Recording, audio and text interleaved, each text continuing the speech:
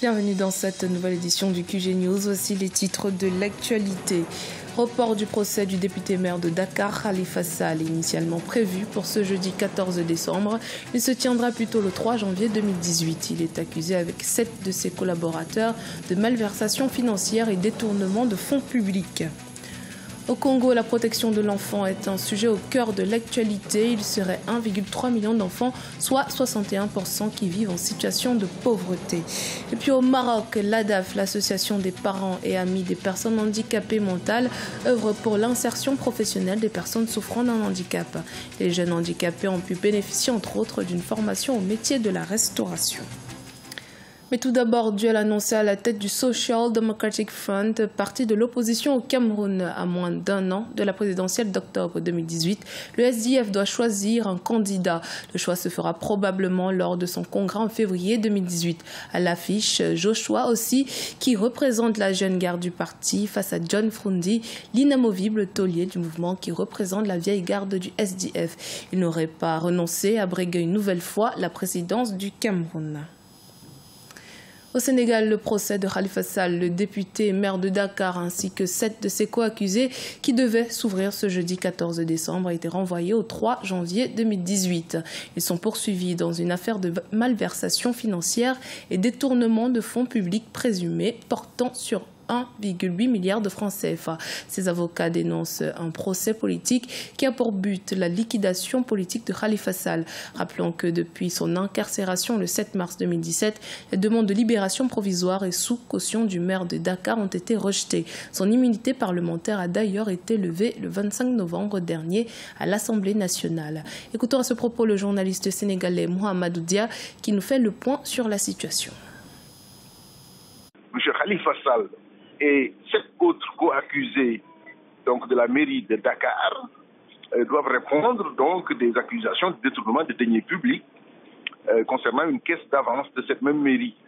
De l'argent a été soustrait à hauteur de 1,8 milliard de francs CFA, à hauteur précisément de 1 million de francs CFA par jour qui était remis à M. Khalifa Sall selon l'accusation et étayé par une enquête.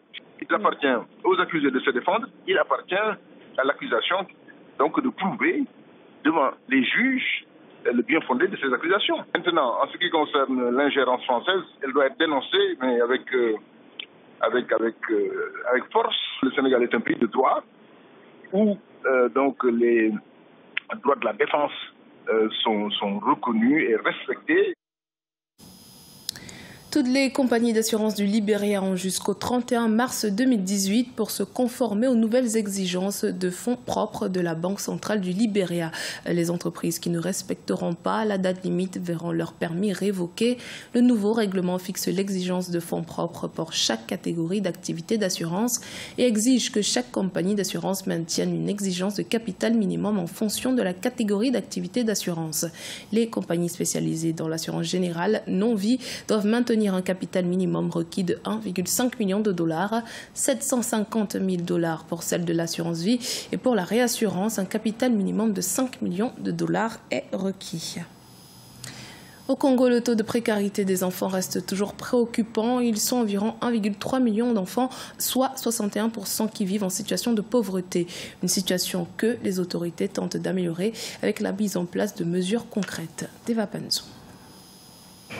La malnutrition chronique touche environ 17% des enfants de moins de 5 ans en milieu urbain contre 28% en milieu rural. En effet, les enfants congolais sont privés de plusieurs droits. 75% sont privés de leur droit de protection, 69% du droit à la santé et 63% du droit au développement de l'enfant. Parmi les enfants de 12 à 23 mois, seulement 26% ont reçu des vaccins contre les maladies cibles du programme élargi de vaccination, alors que de gros investissements y ont été affectés. Si les vaccins qui sont pratiqués à l'hôpital, pendant que le nourrisson et la maman sont encore au sein de la formation sanitaire, un taux de couverture satisfaisant.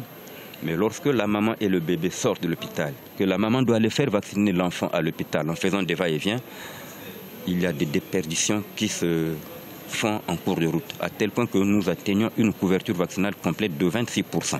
Les défis sur la protection de l'enfant demeurent nombreux. La malnutrition chronique touche encore 17% des enfants de moins de 5 ans en milieu urbain, contre 28% en milieu rural. Mais on a noté la baisse du taux de mortalité infantile qui est passé de 75 décès pour 1000 naissances en 2005 à 36 décès seulement en 2015. Au niveau de l'éducation, le taux de fréquentation scolaire est de 97% au primaire, avec une parité parfaite. Je puis vous assurer que l'État a la volonté et la capacité d'améliorer la situation de la population congolaise en général et celle des enfants du Congo en particulier. Toutefois, le gouvernement est conscient que de nombreux défis persistent et qu'un grand nombre d'indicateurs sociaux restent à améliorer. Cette enquête, la première réalisée au Congo, a permis d'évaluer les actions déployées par différents partenaires sur le terrain, et ce en matière d'éducation, de santé, de protection des enfants, d'eau, d'hygiène et assainissement. Malgré les progrès accomplis au cours des 10 dernières années pour améliorer la situation des enfants, un grand nombre d'indicateurs sociaux demeurent cruciaux. Au Maroc, le restaurant Adif Solidarity, situé au cœur de Rabat, la capitale, œuvre dans l'insertion professionnelle des personnes souffrant d'un handicap. Le restaurant leur offre une formation professionnelle rigoureuse dans tous les postes qui ont trait à la restauration. Une initiative mise en place par l'association ADAF des parents et amis des handicapés mentaux. Découvert dans ce reportage de Siamlo Victor Asseji. L'association marocaine ADAF poursuit sa lutte en faveur de la réinsertion des personnes atteintes d'une déficience mentale. Au nombre de ces initiatives, le restaurant solidaire, situé au cœur de la ville de Rabat, il forme ces handicapés à l'apprentissage d'un métier. Dans ce restaurant, ces derniers dressent les couverts, cuisinent, accueillent et tissent. Amr Laroussi, 28 ans, a intégré l'académie. Il exerce en tant que serveur. J'ai appris à prendre les commandes des clients et à les installer. Dans le passé, je ne savais pas faire tout ça parce que j'étais timide. Aujourd'hui, ça va, Dieu merci. C'est un grand pas pour moi et j'espère faire mieux dans l'avenir. Dans ce restaurant, 85 personnes ont appris à imposer leur savoir-faire. Elles ont 17 ans, voire plus. L'académie a réussi à faire intégrer 15 jeunes dans des entreprises et ceux-ci font la fierté des leurs. La mise en pratique de ce qu'ils ont appris prouve que les personnes atteintes de handicap ont bien une place à défendre dans la société. Nous avons été surpris par ces jeunes hommes et femmes qui se comportent bien avec les clients. Nous voyons qu'ils ont des capacités et des aptitudes. Ils font très bien leur travail.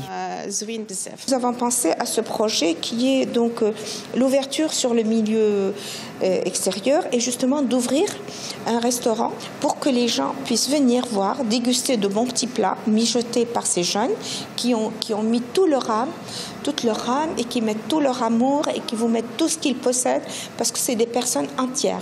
C'est des personnes qui ne sont pas menteuses. Au Maroc, comme partout dans le monde, la prise en charge des personnes handicapées n'est pas toujours garantie. Celles-ci sont aussi souvent marginalisées.